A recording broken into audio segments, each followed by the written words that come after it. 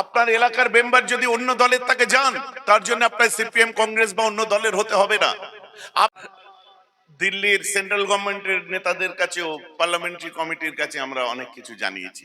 আমি বিজেপি হয়ে গেলাম না, কেউ এ দাগ লাগাবে না। বাংলার মুখ্যমন্ত্রী বসে আছে, আমি বক্তব্য দিচ্ছি, তিনি নোট করছে। এগুলো ঘটেছে। তাদের লিডাররা আমার সঙ্গে দেখা সাক্ষাৎ করে, মন্ত্রীরা যোগাযোগ করে আলহামদুলিল্লাহ। আইএসএফ এর লিডার দেখুন, নওশাদ থেকে আরম্ভ করে আব্বাস, এরাও আমার সঙ্গে উঠা বসা করে, স্টেজে আমার সঙ্গে জলসাও করেছে।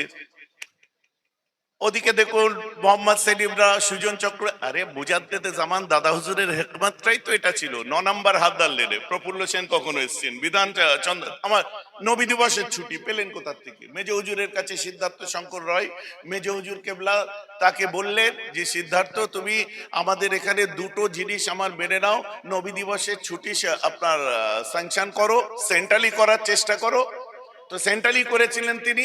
আর তিনটে কথা বলেছিলেন, পুলিশে বেশি বেশি করে মুসলিম ছেলে ঢুকাও, কারণ ব্যালেন্সের দরকার আছে, কারণ তখনকার দিনে ইমব্যালেন্স ছিল। তো সেই সময় একমাত্র পুলিশ মন্ত্রী একজন মুসলিম প্রতিমন্ত্রী এসেছিল সিদ্ধার্থ বাবুর আমলে। তারপরে বলেছিলেন যে আলিয়া মাদ্রাসায় বাঙালি, আমরা মুসলিম, বাঙালি মুসলিম, আলিয়া মাদ্রাসায় একটা বাঙালি প্রিন্সিপাল দরকার, তিনি সেটাও করেছিলেন। তার জন্য তো মেজ হুজুরকে কংগ্রেস হতে হয়নি, তার জন্য বড় হুজুরকে বিধান বিসির হয়ে আসতেন, উঠতেন বসতেন, তার জন্য ওনাকে তো পপুলেশনের সঙ্গে তাকে কোনো পার্টির হতে হয়নি। তো আমাদের স্ট্যান্ড পয়েন্ট, যেমন আজ যারা রাজনীতি করে টুকটাক করে অন্ধভক্তরা কথা বলে, কিন্তু আজও পর্যন্ত যেমন কিছু, এত কিছুর মধ্যে থেকেও কোনো দাগ লাগাতে পারেনি। আপনারাও সবের মধ্যে থাকুন, আপনাদের যেন একতরফা দাগ কারো গায়ে না লেগে যায়। বুঝতে পারছেন? আপনার দরকারে আপনি আপনার এমএলএ এর কাছে যান, তার জন্য আপনাকে টিএমসি হতে হবে না।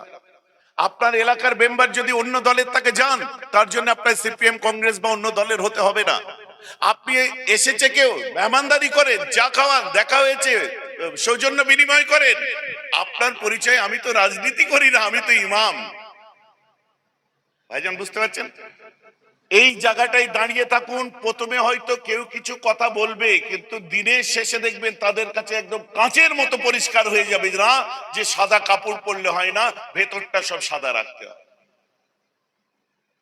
কথা বোঝা গেল তো নাকি? তো যাই হোক, এখন আমাদের